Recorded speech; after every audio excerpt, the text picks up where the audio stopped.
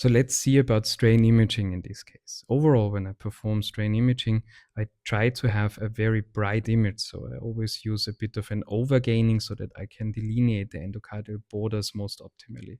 This is a patient with a form of a dilated cardiomyopathy, hypertrabeculation with heart failure. We measured it in B mode with a mildly reduced ejection fraction. We started out at the beginning when she came to our department with an ejection fraction in the severely reduced range with 25 to 30% approximately. Now we want to try and measure strain imaging and ejection fraction in the same attempt, and we choose again the automated functional imaging for strain, and we do see here is the 4-chamber view. We have a nice 4-chamber view, so we always try to save 2 to 3 heart cycles so that you have something to choose from if one view or one cycle might not be optimal. So what you initially want to do is check the tracings. Okay, so is the region of interest optimal? In this case, you can change the region of interest, so very thick to very, very small.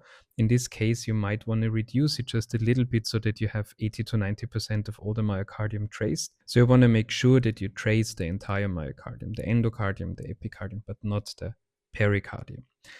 In this case, it seems quite nice. There's always a wiggling motion so that you can see the structures of the left ventricle way better. If that wouldn't be the case, it's harder to trace. And now we try to process, and we can see with processing that we get a strain which is in a reduced range with minus 14.2.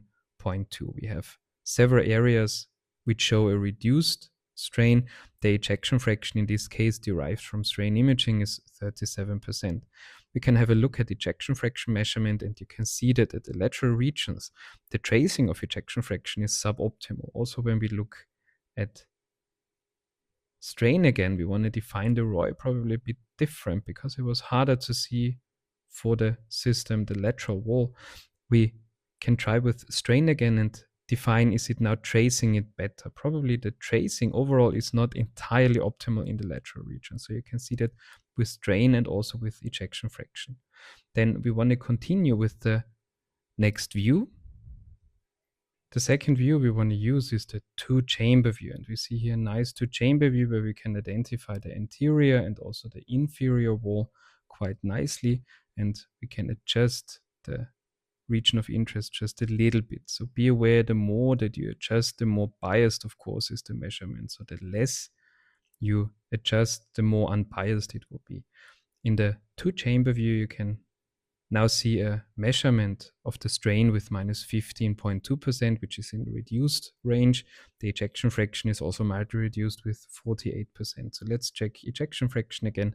We have now a biplane measurement of 43%, probably in the 4-chamber view, a little bit underestimated. The 2-chamber view seems being traced quite nicely, so that we can take and continue to the last measurement we need, to the apical long axis view. For the apical long axis view, we actually do face a challenge because the apical long axis view was very hard to get in this patient. So we do not see the anterior septum, and also inferolateral is very hard to grasp. So what we can do is we go to a 5-chamber view.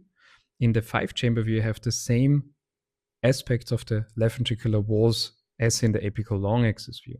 So what you can do is just a flipping, so a feature in the machine where you can see now the 5-chamber view has become an apical long axis view with the inferolateral and anteroseptal wall displayed quite nicely. So now we can say this is an apical long axis view, and the tracing seems to be perfect actually, so we can continue and see the outcome of strain and also of ejection fraction. So in this case, with all the views we have gathered, we do see that the GLS is reduced in the range of minus 14.6%, so it would be a mildly reduced left ventricular global strain, but in a definitely reduced situation, the overall global ejection fraction in the range of 43%, probably a bit underestimated. So we can also take a specific look at the bullseye, where we can see that the apical regions are more reduced compared to the basal regions and also the midventricular regions, also probably due to tracing.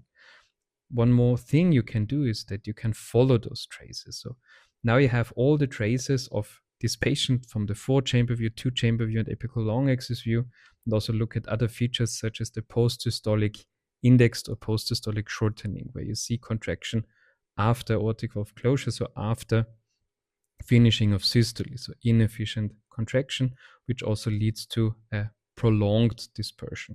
Dispersion is a time when all the segments basically contract maximally. The more the contraction is off, the higher dispersion will be.